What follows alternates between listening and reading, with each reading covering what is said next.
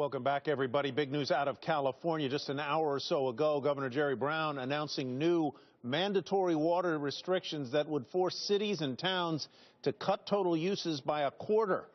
This is a story our Jane Wells has been all over and will continue to follow. But right now, she is at a castle that also includes the largest grass-fed beef operation. It's the Hearst Castle in San Simeon, California. Hi, Jane. Hey, Ty. Yeah, there's not a lot of water here either. Now, the magnificent Hearst Castle is a state park. It's undergoing some renovation now, but just as magnificent is the land around it. Take a look at it. 82,000 acres. It is privately owned. The Hearst Ranch, the largest producer of grass-fed beef in the country. Its main customer, Whole Foods, but with the drought, Steve Hearst has been spending $80,000 a month to bring in grass, reduced his herd by half. Here's what happened when the president of Whole Foods heard. He said, show me the numbers, we'll split it with you. And they invited a price increase because they understood that everything they do and what we do has to be sustainable. So what a partner to have, to just say, look, if it's costing you more, we'll pay more.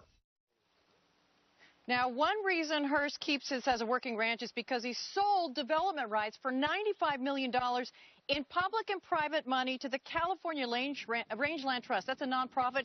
It's a legal agreement never to develop the property. Such trusts specifically for cattle ranchers exist in 8 states, and rancher Daniel Sinton says he wants to sell his development rights too. It allows us to pull some money out of the ranch when, it's not, right now it's not a great time to be a rancher. It's financially difficult to do that, and I think a lot of people are struggling with that. All it takes is nonprofit money, which there isn't a lot of. But guys, this is what you get.